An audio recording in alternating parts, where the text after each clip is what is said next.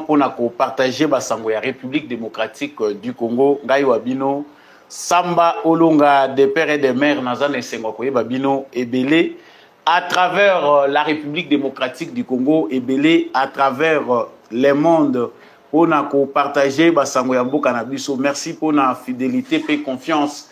Oyo bino bokoko ba na kopesa biso ko eteto milabino basango ya mboka na biso. Vous êtes en direct de GCAM Télévision de l'émission Debout Congolais, émission Oyo et Zali présenté na mwana mboka Samba Olonga depuis la ville de Kinshasa. Merci pe matondo na bino mingi. En tout cas, fidélité na bino ezali vraiment sans faille. Likez vidéo Oyo, partagez yango, kozanga te ko s'abonner ceux qui ozana nous abonner te na etando na biso. Na kobo sanate ko banda na ba meilleurs vœux, na ba fidèles téléspectateurs na biso, na ba fidèles abonnés na biso Oyo bolandaka biso à travers mokili mobimba pour na ko partager na biso ba révélation, ba analyse, ba commentaire. Il y a actualité na kati ya République démocratique du Congo pe libanda na mokili. Justice ya Nzambe ndenge kaka ya accompagna kibino uta le 1er janvier 2024. Justice ya Nzambe e kokende na bino kino le 31 janvier 2024 to kokota nango 2025 osala ka mabe na nkuku to po osala ka ngona mpwasa okanisaka ke yo za malin to pe okanisaka ke yo za yanke koleka ba mususu yeba yango ke justice ya Nzambe ezalaka. Karma existaka. Tôt ou tard, tu finiras par récolter les fruits de tes actes. Na koti sikawa na mama likambo, c'est-à-dire basango yango ndepende mi makanga liboso na bino. Et sengali to ba été secrétaire d'État américain na kombo ya Anthony Blinken.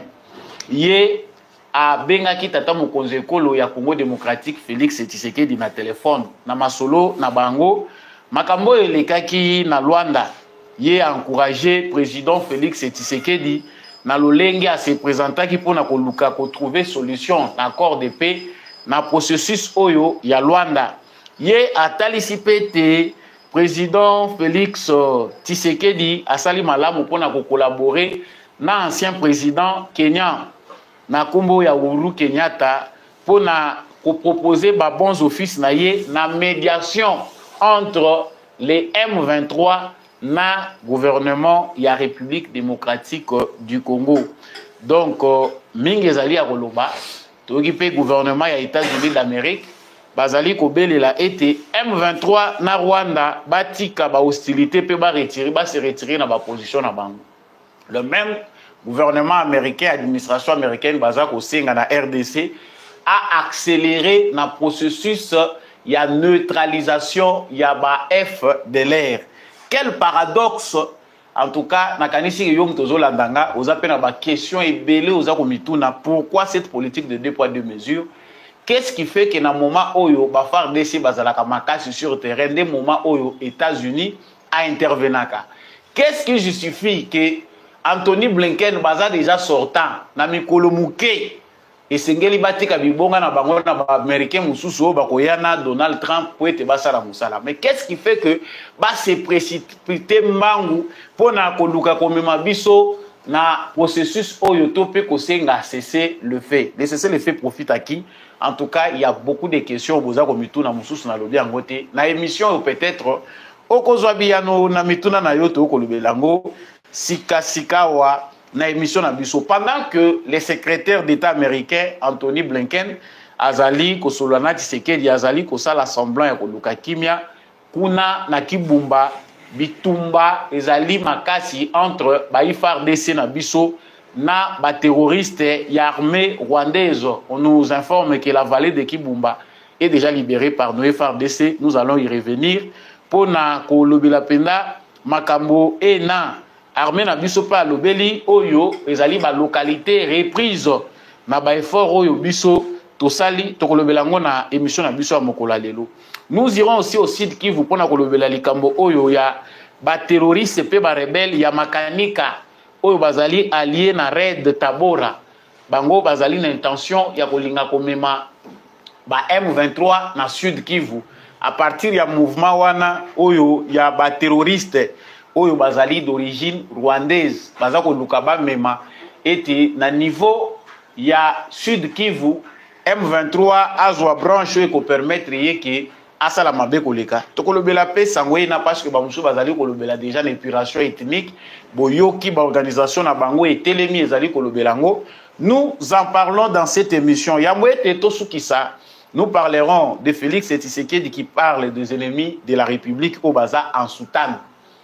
Ba ennemi ya République démocratique du Congo mususu balati Soudan. Ba mona kamala muté, ba mona kaka mabe. Soki biso toza ko avancer, ba faire des na biso bazo kende liboso, ba lobaka te. Bango ba ya ko lobaka ka na oyo bango ba mona ka ya mabe. Nous parlerons de cette affaire sans pourtant n'est pas évité de parler de Fulgence Mouteba. Interview ya salaki na télévision ya Vatican azako talisa que soki penda Félix Tshisekedi accueilli na procédure ya révision topé à changement constitutionnel loko les a priorité en tout cas ezali une initiative moko suicidaire oyo ekoki komema Congo na balkanisation. Boyebiete Samba Olonga azaka mutaba analyse pe ba révélation ebele na émission oyo tokokota pena na ba sujet oyo na mozindo pona ko talisa bino yango matondo mingi na yo muto rejoindre ngai na etando oyo ya GCAM télévision émission debout congolais. Merci na fidélité bozo ko ba kopesa biso meilleur ve na bino nyonso bozali ko rejoindre biso bandeko bozalaka vraiment fidèle. Merci à tous ceux qui commentent depuis Kinshasa, bandeko nyonso bozali ko commenter depuis partout. En tout cas, partagez les lives de cette émission. N'oubliez pas de liker, surtout de vous abonner. Donc, Kabola déjà na voisin parce que na live boy actualité zonga kasimate. La rediffusion de te permettra que tu illustré technique na biso ezali malonga te pour permettre qu'au même moment tout mixer na ba image. Peut-être que 2025 va nous apporter beaucoup de choses pour que technicité na biso permettre bino que beau vivre instantanéité na ba image. Nazongi sikawa na actualité ndenge na uti kolobelango na espoir que vous allez continuer à partager. Bande konangai, j'étais peut-être le plus nerveux de la République. Yakoyoka ke Anthony Blinken, secrétaire d'État américain, oyo atikalika kana mikolo ya kotanga na misapi pour batika Maison Blanche nouveau locataire à kotape na équipe na ye abengi Félix Tshisekedi selon rapport oyo ba pesi biso officiellement. Je pense que biso nyonso toyebi différence oyo ezali entre makambo politicien bakoyi ko solola en aparté na makambo bayaka kotiela biso pona consommation publique oyo esengeli biso toyoka pour tous à la flouer. C'est ça la politique occidentale. Anthony Blinken, selon ce qui nous est dit, dans le rapport oyo bapesi na presse oyo ye a lobby pour la consommation américaine, na oyo pe lobami pour la consommation congolaise, on nous dit qu'il a félicité le président Félix Tshisekedi pour son engagement en faveur du processus de Luanda et sa volonté d'engager des pourparlers le 15 décembre pour la paix dans l'est de la RDC. Apesi matondo mingi Félix Tshisekedi lokola yo okendaki pona kosolola na Kagame na problème etali kimia Kagame ayaki te ya pona bonne volonté wana topesi yo félicitations tozali vraiment ko féliciter yo pona engagement yo zanango yango balingai koloba yami balé alobi na entretien téléphonique na bango qu'il s'est félicité de la collaboration du président Tshisekedi avec l'ancien président kenyan, Uhuru Kenyatta, qui a proposé ses bons offices pour la médiation avec les M23. Là, on a déjà place Nazala qui révolte bandit déjà. Mais on a déjà, Moutouna a déjà bandit pour ça la batique dans lobby, ces gens nous prennent pour des cons. Je vais approfondir bientôt sur le Belango. Donc, on est en compte rendu pour eux. Processus oyo ya médiation, oyo Uhuru Kenyatta zo sala na cadre ya processus ya Nairobi pour na koyamba ba mouvement rebelle nyonso. C'est comme si le M23 a un statut particulier, parce qu'ici il parle de médiation.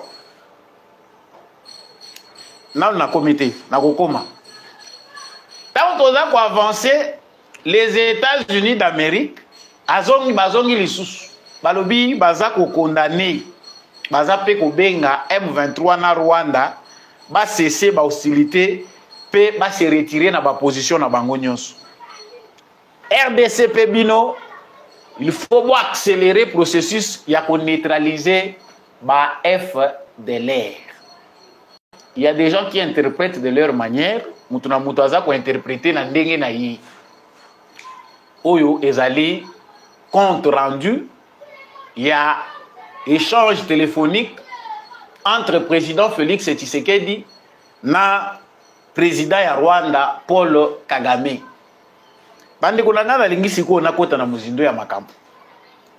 Nous nous posons des questions. Félix Tshisekedi venait de faire un meeting na Mbujimai où il s'est félicité à l'objet de avancer sur le terrain et d'aller malam. Tant que faire des scènes, biso va évoluer à Kaboui. Ba ennemi à République, ba lo bakelo au côté. En tout cas, Félix Tshisekedi d'Azali ne s'engo parce que les nouvelles qu'il reçoit, ils allaient que notre armée se comporte très bien. Par rapport, il y a une déception il y a des jours passés ou 2 semaines, l'armée a repris contrôle et que Moussa les autres sont malades. Mais c'est le moment choisi, moment Oyo, département d'État américain, les secrétaires d'État américains, Batindi et Balobi, Benga Tshisekedi. Qu'est-ce que nous pouvons interpréter là par rapport au comportement wana? Chers Congolais, n'allons pas par quatre chemins. Français, les États-Unis ont déjà commencé à mentionner les Rwandais, les États-Unis ont intervenir déjà. C'est faux. L'administration Biden n'a jamais encouragé Tshisekedi, que ce soit pour le développement, que ce soit pour la paix. Administration, il y a Joe Biden, il y a Obama. Il y a espoir pour que la situation à l'est de la République démocratique du Congo s'améliore. Comment pouvez-vous imaginer que cesser les faits à Liboso, tant que cesser les faits que Tosengi les deux camps, nous voulons trouver des solutions. Cesser les faits à Liboso et ça là qui que babotola qui biso qui bumbana qui changa. Parce que faut tout se rappeler dans le passé. C'est le fait à Liboso aux États-Unis à Sengaki. Et ça aux États-Unis te Kagame a mis na position à malaboté. Alors le temps bo armée ngai pour faire face na minduki au Tshisekedi à Sali, il faut faire quoi? Cesser le fait. Quand on a démarrage à cesser le fait, nous avons perdu qui Bumba et Kichanga. Wana koto yo ba diplomate bazo coincé Tshisekedi balobi non yo tchana no minduki pembeni ba population civile bazali ko utiliser avion te. Une fois on a stoppé même Tshisekedi na azolinga zo avion à un aéroport. On envoie à Félix Tshisekedi un chargé à renseignement aux États-Unis d'Amérique pour dire à Tshisekedi que tolingo matisaka ba avion te les rapports que nous avons ezali que ba avion ezali ko bombarder ba population civile innocente. Donc nous ne voulons pas de l'usage. Au Salela, il y a aviation militaire. Il n'est pas seulement question que Rwanda soit qui technologie ndenge nini ya ko empêcher que aviation na biso militaire est opérée. Mais il s'agissait de l'armement occidental, l'armée Lissusundé, Rwanda. Pendant qu'on demandait à Tshisekedi vendre ça minduki na yocha minduki bupandi, de l'autre côté, baza ko pesa bango ba drone kamikaze, baza ko renforcer bango na système de défense anti-aérien, ba missile solaire, baza ko pesa bango Kagame. Félix Tshisekedi comme il est coincé, vous voyez que na rapport de force na diplomatie, tant boza ko mona côté Amérique à lobby, côté Europe à lobby, Russie na Chine, baza nete bazo balancer, Tshisekedi qui se sent coincé moko na yoka bango, tant on a yoka bango te wana, comment on peut faire pour contrebalancer les rapports de force entre les puissances? Ezali konyoko la Tshisekedi makasi. Mais problème nene oyazana ngoza que sa sagesse de mutu eza ko sauver parce que ce n'est pas quelqu'un à conflit direct. Muto ayaka mbala moko abandika ka munoko supu supu abandi ko beta a s'attaquer na bato bazali boso sans se préparer. Entre guillemets c'est ça. Nous comprenons que l'appel du secrétaire d'État américain qui tombe à pic pendant que les forces armées de la République démocratique du Congo sont en train d'avancer et que l'armée rwandaise essuie des défaites au front, ils allaient déjà formellement à cesser les faits. Même s'ils ne l'ont pas dit dans leur communiqué, même ceux qui bataillent cité que Awa Bazande Kosenga Tshisekedi cesser les faits, la première des choses, moni rumeur et bimakapamba te quelque part culture na biso ya ba rumeur oyo, ils allaient rappeler na moi malamu nango. Avant Anthony Blinken abenga Tshisekedi, déjà nungu ba militaire na biso bazalaki déjà informé que il y a déjà quelque chose, bazo senga cesser les faits, le Rwanda demande déjà les cesser les feux. Donc il y avait une procédure et salimaki déjà ba Rwandais na ba partenaire na bango ba multinational o baza ko linga changement na Congo ti. Basi ba atenyaki déjà ba autorités américaines pour qu'ils coincent Félix Tshisekedi a pesa bango les sous cesser les faits. Mais cesser les faits toko ko pesa ngo ndenge nini pendant que Kagame qui veut cesser les faits là tokendaki na voie de paix aboyi koya amatisi ba enchère. Chers Congolais, bateau tozo ko finga Tshisekedi bateau tolobi ke Félix Tshisekedi azali mutoyo azoko kako kambeko lote Félix Tshisekedi guerre ezandeye. Nous sommes soit ignorants, soit animés de mauvaise foi. Na liro Tshisekedi amemeli makambu na Kagame komisie na suka oyo tomoni bozoba na ya ba américain, na ya ba européen, ya communauté occidentale mobimba. Il y a une communauté internationale qui est complice, il y a des Congo. Il y a des gens qui condamnaient Félix Tshisekedi lorsqu'il est allé à Luanda. Balobi, Tshisekedi a continué à Congo faible. Je ne dis pas tout le monde. Ceux qui ont compris avant, félicitations à vous. Et ça n'a pas moussou basala qui semblant, soit par mauvaise foi, basali on dirait bazo comprendre. Balobi, Tshisekedi continue à humilier les Congo. Bino mutubozaka makasi ya ko utiliser ba terme. Il humilie le Congo. Qu'est-ce qu'il est allé faire à Luanda? Tshisekedi n'était pas allé seulement à Luanda pour défier Kagame, mais il était allé pour coincer la communauté internationale. Akomisa bango na suka. Ya aventure bango balingo basala biso. Tala le loyo, la vérité est têtue et éclate au grand jour. Le secrétaire d'État américain, à quelques jours, vient nous dire que Félix Tshisekedi toza ko remercier yo ndengo kendaki na processus à Luanda. Sikoyo a balancer à l'obité toza ko senga na Rwanda na M23 va se retirer na position na bango. Quelle honte pour les États-Unis d'Amérique en tant que puissance. Puissance oyo koki ko réguler monde pour qu'il y ait paix. Puissance oyo ko sala ke soki o lobby batosi. États-Unis azo yemba loyembo ya ko senga na Rwanda. Pendant 3 ans, Tozo Senga na Rwanda a retiré ma troupe naïe. Rwanda sa salango, ce qui montre l'impuissance de la puissance. États-Unis et Tikali puissance na Congo, des individus se sont accaparés du pouvoir de l'État américain. Pour basala nango ezali commerce na bango.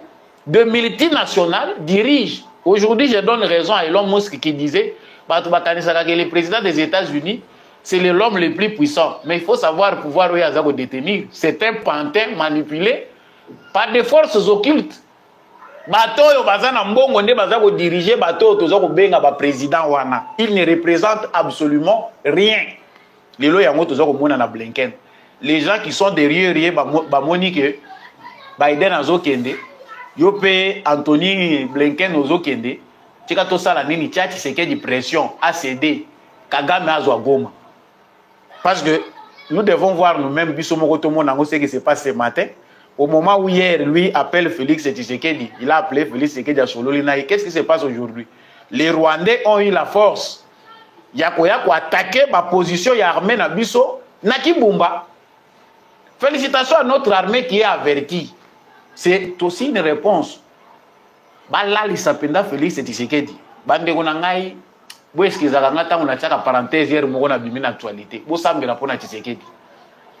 Boyebi muto ya bomisaka musée la souka pour que les États-Unis a décidé que ba boma musée Laurent Désiré Kabila c'était une secrétaire d'État américain na point otokomaki.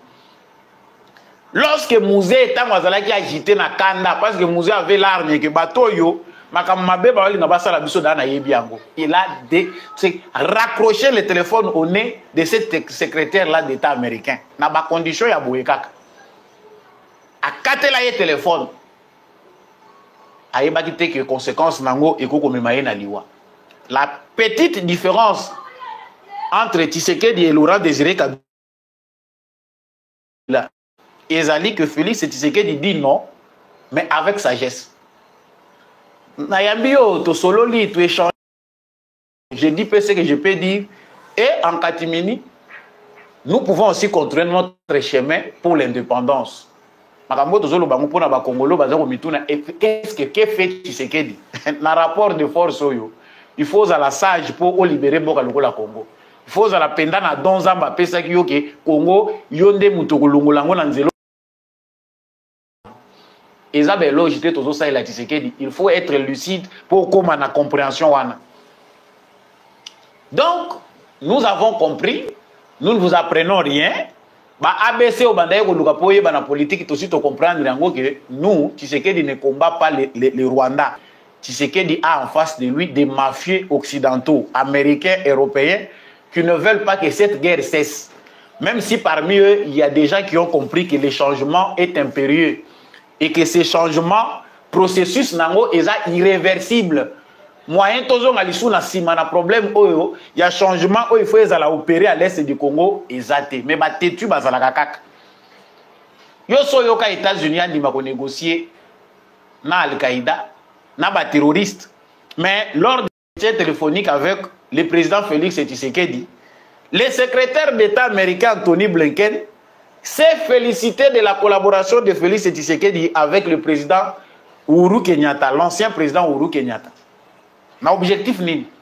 Objectif que ba bons offices oyo ya pesi pour la médiation avec le M23. Moi ce sont les mots qui m'ont énervé. C'est que awa guerre ezali que Tshisekedi accepte de négocier avec le M23. Ce que otali ba communicateur rwandais, otali ba congolais oyo baza payé pour ba transmettre to pe ba véhiculer message ya Kagame, c'est le même langage. Le Congo doit accepter de dialoguer avec le M23. Toute l'armée numérique de Kagame, que ce soit ceux qui sont payés au Congo ou ailleurs, veulent imposer un dialogue direct entre les pouvoirs à Kinshasa et le M23. Chose que Tshisekedi n'accepte pas. Likambo Tshisekedi a boy même la tribune des Nations Unies à lobby dialogue au Bango Bazali, qu'on s'entêtait, qu'on s'obstinait pour obtenir Bakozwa Kayangote. Mais ça d'ici qu'on va président. C'est seulement Kagame. Non, cet entêtement-là montre que derrière lui, il y a des gens qui sont encore convaincus que ça doit rester comme ça. Voilà pourquoi il s'entête. Bien qu'il coincé, il faut s'entêter pour avoir et puis nous allons continuer. Chers Congolais, que ceux qui prient, prient. Bons offices dans la médiation. Or, aux langage du gouvernement congolais est différent. Le gouvernement congolais dit que le processus à Nairobi est concerné par le mouvement rebelle. C'est-à-dire, si le M23 pense qu'ils sont prêts à rejoindre le dialogue, le processus à Bango est à Nairobi.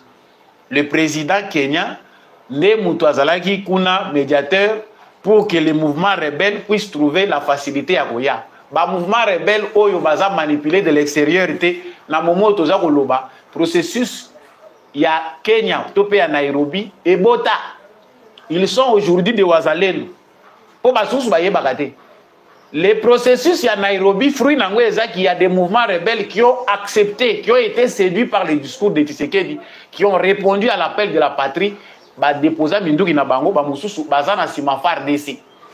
Mais seuls les tyrannéos, bah makanika na ba red tabora, soki red tabara, soki nini, nde bango ba boya ko répondre et une branche de Codeco. Bango ba boya ko répondre. Pourquoi? Parce que manipulé par des forces étrangères, ba force wana ba kozala lisusu na menemizité sur le territoire congolais. Donc yali na makambo eza ko bala na te na ba propos ya secrétaire d'État américain. La RDC doit continuer à accélérer le processus de FDLR. Mais RDC a neutralisé ba FDLR. Mais Rwanda n'était à solula na ba uto ya za ko mona ba FDLR. Est-ce que c'est logique? L'administration américaine, l'administration de Biden veut, par ordre d'équité, que Tshisekedi neutralise les FDLR, Abundana Bango. Mais que Kagame, lui, Abundana M23 T. Abimisa Bango Kunate. A organisé un dialogue et pas une yété pour Yambaba Outou. Parce que ici, c'est considéré que les Congolais, les rwandophones ou les réfugiés rwandais qui vivent sur le territoire congolais sont considérés par Kagame comme étant des FDLR. Bah, comme il faut servir d'alibi pour Naï. Mais s'il lui pense comme ça que Batoyo, Bazali, les lots danger pour Naïe, pourquoi il n'organise pas aussi ces mêmes dialogues chez lui pour qu'il y ait ça les mains? Chers Congolais, chaque fois, nous traversons un moment crucial de notre existence. Soit tous les étape Oyo, guerre Wana et Sili, ils comprennent que pour venir négocier, même ceux qui margent à puissance des Alaka, ils doivent passer par la grande porte, c'est-à-dire collaborer avec les Congolais eux-mêmes pour obtenir ce qu'ils veulent. Dans la décision, il y a l'administration Biden et l'administration Bandouki. Tata Oyasa komi mokolo alembi Pepe Biden ba memi un avion à risque de péril mutazo luka ape manaye ba yenaye au corridor ya lobito.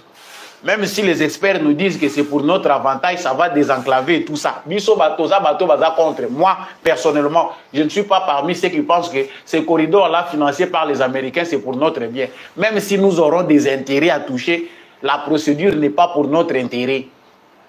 Bato baza ko luka ba bomisande biso lisusu. Qu'est-ce qui pousse, qui empêche que ndenge ba monique na est ya Congo ba timbeli bango ba créer lisusu ya mabe lisusu na ouest. À vous qui réfléchissez de comprendre que délivrance c'est que na ba projet ou ezo ko na Occident. Même ceux qui est bimi na apparence ya malamu, sachez toujours qu'à cause du mal qu'ils nous ont fait, tous à prudents. Yami balé yangondo yoko yoka Anthony Blinken aye. Bozo ko lukila biso nini. Tosi to komi na suka bino moko bomoni bien que bolingi bokende. Continuité ezalaka to boité. Assumer les affaires courantes to boité. Mais na moment oyo précis ya ba fête. M23 soki eza mouvement ya mabelo kola baboyi ko bima. Pona nini kotika armée congolaise te neutraliser bangoti na suka. Pourquoi il faut maintenant nous amener au point où il faut que l'armée congolaise soit considérée à pied d'égalité avec un mouvement terroriste. Chers Congolais, vous qui cherchez à savoir qu'est-ce qui se passe, ce n'est plus le moment. Je pense que tous les Congolais ont des pièces de conviction au coquilles pour Bisoto se révolter en tant que peuple et tout arracher l'indépendance na Biso. Nous ne sommes pas considérés. Na mitou ya na bongo ya ba américain na ba européen, le Congo n'est pas un État. C'est un gâteau à tout le monde. Puissance union soit azana makasi, il faut y aller puiser na Congo azwanaye. Chers Congolais, vous devez comprendre. Pendant que disent que rien n'est fait, parce que ce qu'on a dit, on va communiquer na bango, balobi l'avancée de M23. Moi, c'est que j'essaie de croiser. Mes coloniaux sont mis sur l'actualité, tout le monde sait ce qui se passe. Les médias européens veulent faire comprendre que les M23 avancent à grande vitesse. Tisiko yo langage ya RFI ils ont changé. Oyoki pe na maloba ya Anthony Blinken il dit il s'inquiète de l'avancée des M23. Baza ko avancer pour nani bisoki bino mutu bozo pesa bango privilège te ba avancer. Ce n'est pas de l'inquiétude, c'est de la complicité. Pour na biso batozo yeba. Notre armée reconnaît que na bitumbo tobundi pendant une semaine, armée reprendre Kasiki, Luanga, Ndoluna, Mambasa. Côté Barwande bamoni ke bazui perte na niveau ya Lubero, bazongi lisusu mbangu côté ya Ruchuru na Masisi. Ba ye lisusu ko bimana ba côté ya Bakibumba, ba attaquer kaka armée na biso. Félicitations à notre armée parce que cette information je le confirme, les sources militaires que Kibumba ils a libéré. Na tongo ya lelo ba bandi banda tongo ko attaquer position ya armée na biso. On sent que la complicité est visible. Merci na bande konyo so bozolanda biso, veuillez liker et partager vraiment les lives de cette émission.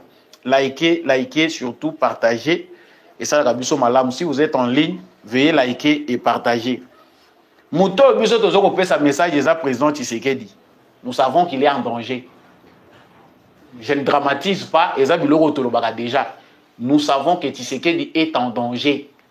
Même bango ba américain ba yebi que Trump azoya kokota oyo na esprit na ya liberté à l'incotique que ba pays ba sala makambo na bango. L'Amérique est là pour réguler, résoudre d'abord les problèmes de l'Amérique, enfin regarder le monde. Ba yebi que Trump azoya kokota wa azan espace à kotika.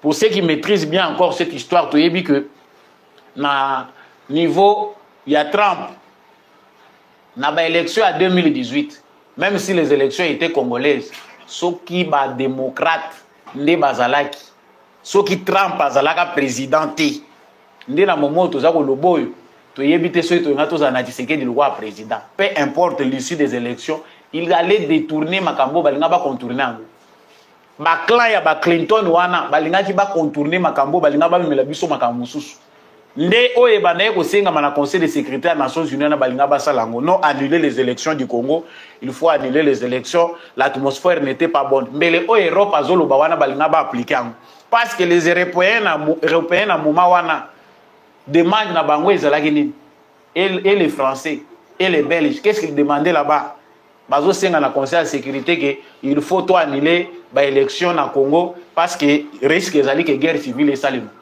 Vous qui vous accrochez à ces analyses là bidon pour bino bolinga ka soki eza vérité boyo ke lango na Occident, est-ce que guerre civile et salema té les dangers oignons so bango ba prévoyaki et salema té na Congo. Il y a des gens qui continuent à chercher les miracles mais makambo salema na Congo pour na eza miracle té Tshisekedi c'est l'ennemi.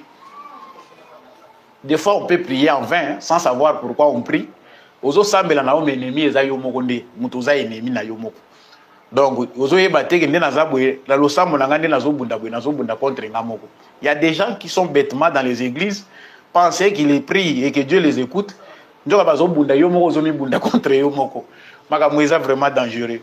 Donc nous devons comprendre que baza ko banga ba démocrate ba yebi que le président chinois dans son agenda yé pas ali ko bunda ndenge ni na ko ya na Congo. Na agenda 2025 na ba grand événement na Congo, le président au Congo, il doit venir. Si ko est pas ba démocrate zo pesa bango bulu yeke faut to intimider Tshisekedi. To monika okende mabe. Agenda Tshisekedi est imprévisible. Il s'est fait lâche parce qu'abimaka zoba ndenge ba mususu na Congo batikala kaka bazotala eka na coin wana. Ba mususu na Congo nanu ba comprendre te, même si certains kabylistes ont fini par comprendre que Tshisekedi est imprévisible. Moko koyeba position na yete, ce qui est bon pour lui parce que ceux qui azalaki muto opposition na ezo yebana nda sa kufaki kala. Le président chinois est annoncé en République démocratique du Congo. Il devait venir mais agenda na ye permettre te que na fin de l'année ndenge ba bundi ba sololi ba moni ke simbate. Il se prépare. Dans l'agenda du président chinois, déjà atteint en première priorité Azako Luka, Ningenini, Tshisekedi, Naye, gouvernement congolais, peut la tractation et que sur le plan sécuritaire, ils ont biloko aza prêt à couper sa Congo. Oyo Amérique aza capable de faire. Parce que l'Amérique fait semblant que le problème il y a Congo. Baza incapable de baza ko luka dialogue, pas de solutions mais militaires. Nous voulons des solutions qui passent par le dialogue. Aventure, la Chine est prête à offrir à Tshisekedi ce qu'il veut. Dans la tozana avion oyo awa, oyo ils ont nouvelle technologie oyo to tient à disposition à battre. Ça dit so lingi to pesa ngoyo mutu ko sala commande to ko pesa. Tala offre ndenge wana. Si vous Tshisekedi pas za mutu ya ya coincé na no occidentaux comme ça bango na suka. Sikoyo azwa na ye mapapu po apumbwa na ye. C'est ce que nous Congolais ne comprenons pas. Et loko ezako bangisa ba démocrate ba si ba perdre le pouvoir kuna na États-Unis ezako sala ke ba yambango na ba agenda processus à Luanda dialoguer na M23 ba yebi qu'ils ont perdu du terrain. Nous demandons au président Tshisekedi et puis nous savons qu'il est sage, c'est ce qu'il fait.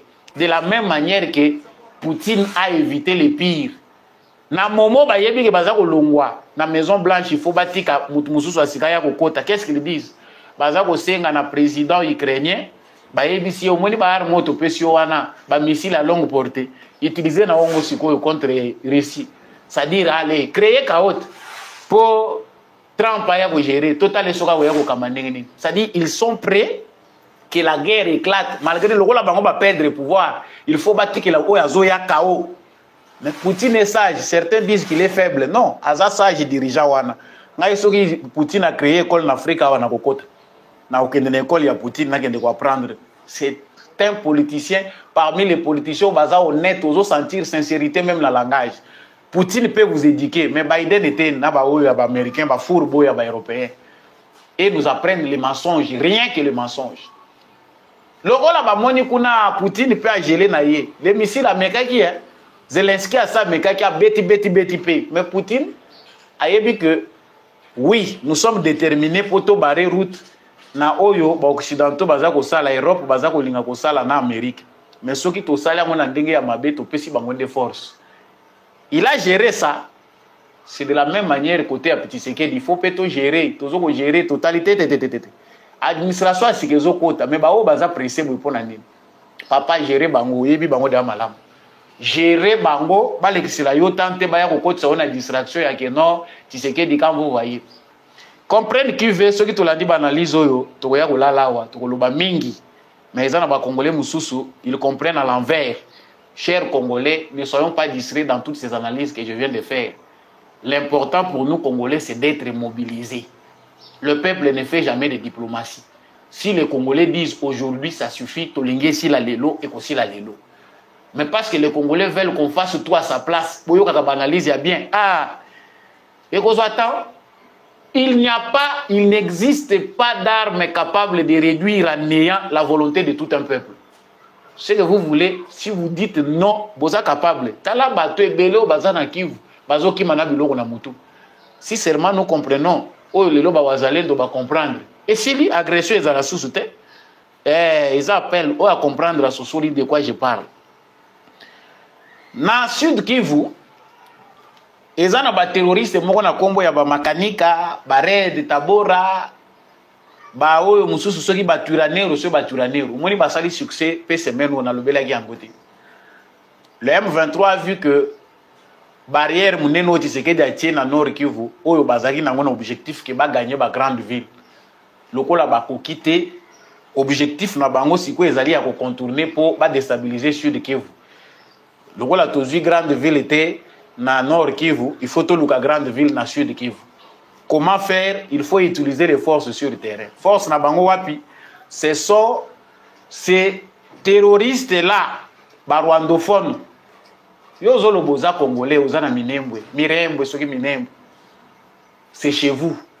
Mais vous pensez que vous devez être ravitaillé en armes par le Rwanda pour confirmer, affirmer qu'il y a solo aux congolais. Armée congolaise, à sa bandaki opération bandakala, a belelaki que tous ceux qui ont les armes, les armes non contrôlées, force loyaliste, ils ont une armée congolaise. Mais batouana bayoka kiti. Frappe oyo bazui na 48 heures et sali que ozoyo kanaba oyo bazana États-Unis, bao bazana Canada, ba communiquer indi et qui zongi. Nini o épuration ethnique. On est en train de massacrer les Tutsis congolais. Bon, moi je dis pas qu'il y a des Tutsis congolais, ce sont eux qui se considèrent Tutsis congolais. Nous autres, nous savons qu'il y a des Congolais rwandophones, des Congolais d'origine rwandaise. Et les Tutsis congolais, je ne sais pas, awa toza koloba wa campagne bandie qui zongi. Nini, Tshisekedi est en train de massacrer des paisibles citoyens. Baza kotinda FARDC a massacré la population titi. Objectif est que tous les rwandophones qui vivent à Minembwe ou aux alentours sont obligés de neutraliser bango nyonso. Et pire encore, il y a des Congolais, vous m'excuserez les termes, les bassins là que j'appelle. Il y a des Congolais, autangi mutu, lokola monsieur Shekomba, soki Daniel Shekomba, ex-candidat malheureux à la présidence. Tu évites tant postulaka président wana et l'oni abandé koluka. Qui publie pour l'avantage du Rwanda, Balobi Tshisekedi est en train de bombarder les populations civiles. C'est-à-dire la communication de ces derniers temps est orientée contre le Congo. Pour la Kisake, Tshisekedi ndenga aza ko matisa bavion et armée congolaise ils ont m'attendé pour bombarder la population civile par Rwandais. Dans Nord Kivu, les M23, l'armée rwandaise a pris la population civile, les jeunes, banamike, baza ko tcha bango na tête. y a ba ligne de front ko bomisa bango bêtement. Pour la que non, ils sont en train de se défendre, bazo défendre droit na bango, ils sont reniés baza ba congolais. Mais ba oyo ba uti ko nommer awa, oyo baza ko occuper ba autre fonction armée baza banani. Baza ba rwandophone te. Ya moto zo yebisa na bande kuna biso Hutu, Hutu congolais d'origine rwandaise. Si vous vous sentez que vous êtes congolais, parce que dans zolo ba yoka kabiso, boyoka kalingala, boyoka kachiluba, boyoka kakikongo, vous écoutez tout. Nous n'avons, les Congolais n'ont rien à voir avec la xénophobie, la haine des étrangers. Les Congolais n'ont pas ça. Mais si toi, tout, tu te considères Congolais et que tu sens que vous êtes victime d'un discours mabé à haine, tu sais ce que tu dois faire pour que tu sois un vrai Congolais. Le jour où Tshisekedi a dit que les Banyamulenge sont des Congolais, et ça, mais je l'ai rien demandé. J'ai demandé qu'ils doivent poser des actes. Comment ils ont Congolais mais poser des actes? C'est parce que par exemple que aux ali mutumoko aux logique était aux sincérité. Aux sincérité parce que quand toi tu es sincère à ta patrie, muto attaquer yo azate. Tant que yo ozo agir contre ba intérêt ya mboka oye ya mbi opepe sur nationalité. Aux andoki, pourquoi les Congolais ne s'attaquent pas aux Sénégalais? Soko yena Kinshasa na Barumbu, mais ils ont mixage, to yebite to kobenga ngoni. Soki métissage ngoni. Les Congolais sont basés ensemble, babotana ba Sénégalais, ba Ouest Africain, babotana ba Libanais, babotana ba nan, c'est toute une famille là. Oso yoka batwana bazo réclamer ba poste politique na banine. Mais pourquoi toujours avec les Rwandais? Nous savons que le président Félix Tshisekedi na bato bazo toquer na porte na yeko lukake bakota chaque jour. Il y a des Tutsis là, il y a des Hutus, il y a des Rwandais qui pensent que Kagame a sali mabe pour na bango. N'allez pas chercher Tshisekedi.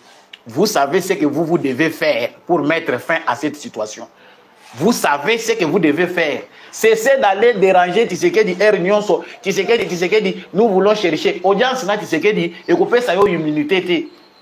Même les Congolais qui soient de l'Est ou de l'Ouest, pourquoi aujourd'hui ils ont l'aversion vis-à-vis des Rwandais? Parce que vous n'êtes pas sincères. Nous ne refusons pas, nous qui comprenons, nous qui lisons qu'il y a des Congolais d'origine rwandaise. Nous ne le refusons pas. Les Belges ont laissé des nilotiques ici, des Rwandais qui ont été transplantés depuis 1930 quelques. De 32 à 37. En 1932 ou 37, il y a des Rwandais qui ont été déportés, implantés à l'est du Congo. Dans la cartographie, il y a des tribus au Congo, il y a des Tutsis ou des Hutus. Oyo bazali na kati ya ba tribu eza ya Congo. Mais les concours de circonstances, des événements qui n'ont pas été contrôlés parce que il y a eu affaiblissement de l'autorité de l'État.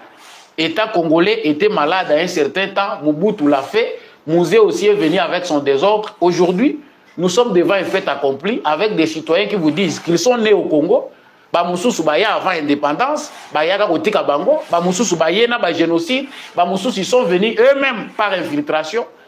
Dans ces désordres-là, il y a une logique d'État. Il y a un encourager les professeurs dans l'université à repenser l'histoire aux étudiants. Parce qu'aujourd'hui, la culture de la lecture n'existe plus. Presque plus, je peux dire, parce que ça n'a pas quand même autant. Mais la plupart des Congolais sont aux statistiques, surtout jeunesse au Kabilatik. Il y a 80 pages, ou il y a 30 pages à Silisango. Ils ont du mal à aller lire l'histoire. Autant comment les Congolais sont en train de s'affronter, na bato yo bazoya kolinga kobungisa biso ba Congolais mitou na ba plateau à télévision, vous sentez que surtout à l'ouest du Congo, les gens ont une mauvaise maîtrise de la situation à l'est du Congo. Mais pour rendre la situation au public mon colonie. Non, nous n'avons pas encore compris. Mingi ya kolobezali ngonga nde za muke parce que ezalaka ngonga. Télévision ezalaka ngonga. Nazo kende malembe pona kuma na suka na lobaki na kosuki sana nini boyoki débat ezo continuer awa balobi Félix Tshisekedi a dit que ba ennemi en sultan ne peut bazalaka bordure sur bordure ninge balobaka. En tout cas liker déjà et partager parce que tozo kende na suka il faut liker et partager. Félix Tshisekedi a lobaki na mbujima qu'il y a des ennemis en sultan ba mususu baza en sultan parce que ceux qui armés ont avancé bango basalaka ba commentaka te. Mais ceux qui ont bamoni que toza ko perdre. Aïe aïe aïe aïe. Wana bango ba bimi ba vrai patriote. Bango ndé mutu bazaka tête la ligne pour na ko critiquer. On sent que discours il y a opposition entre église catholique, bien ba représentant église catholique n'a pouvoir en place et mater les sous. Depuis cardinal a lobby qu'il y a moyen na côté parce que les cardinals prêchent le désespoir. Ça nous ne pouvons plus vous le montrer, vous le prouver. Nous savons que nous avons un cardinal au Congo quand il parle. Ba jeune bazo mona on dirait ba beta na bango développer. Ba musu bazo mona ba dindata na ba mai na boîte ba katila na nzela Brazzaville parce que le Congo c'est l'enfer. Ça fait très mal. Mais ce qui étonne les que ces gens-là ne se limitent pas seulement à dire des choses à partir des médias congolais. Ils sont même à l'international. J'ai suivi l'interview, il y a Fulgence Mouteba, archevêque, ceux qui sont archevêque, ceux qui sont métropolitains, il y a Katanga, ceux qui sont à Lubumbashi, où il parle du changement de la constitution, de la révision constitutionnelle. Je n'ai pas vu une différence entre les propos d'Olivier Kamitatu et ceux de Fulgence Mouteba. Nazaka ko paraphéyer na phrase na ye. Alobi, initiative wana, ou un changement constitutionnel. Alors d'abord, ce n'est pas le moment parce que la priorité, c'est un peu comme en Bongo. Mais il dit une initiative suicidaire qui pourrait balkaniser, qui va conduire inévitablement à la balkanisation.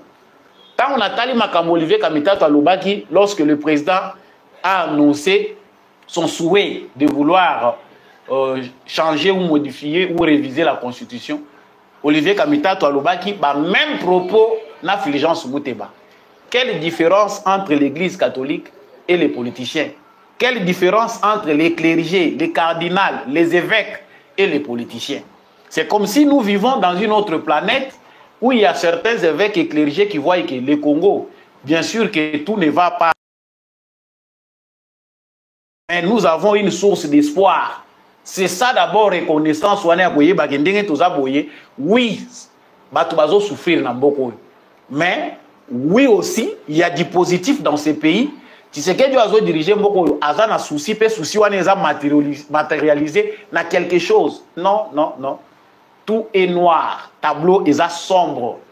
Ceux qui ont Zolanda, Fridolé en bon, on a Zolobagi, ceux qui n'ont pas pagan, croyanté, bandegonangai. La première des choses, c'était de faire mes valises. Ceux qui n'ont pas moyen, il y a foutre pour la Bimalibanda et Mboka. En tout cas, dans la Brazzaville. Voilà les messages qu'on transmet à la jeunesse. Mais ce que vous avez ennemi en Soudan, nous reconnaissons aujourd'hui qu'il y a un danger permanent au sein de l'église catholique par rapport à notre sécurité. Donc, pour nous développer le pouvoir en place a arrêté des gens qui ont conspiré contre l'État, qui ont déstabilisé Mboka, des civils comme des militaires. Le pouvoir en place a arrêté. Lobby kuna, transféré. C'est un pasteur. Mais dès que tu as lobby, sango moko kokangama bakotia ekraka. Et comme un scandale, oh nini, le pouvoir de Félix Tshisekedi s'attaque à l'église catholique, Vatican yaka kokotao. Mais Tshisekedi avertit déjà par ses dires qu'il y a des ennemis de la République en Soudan. Tu vois, tant aux ta Soudan, alors qu'on commis déjà terroriste.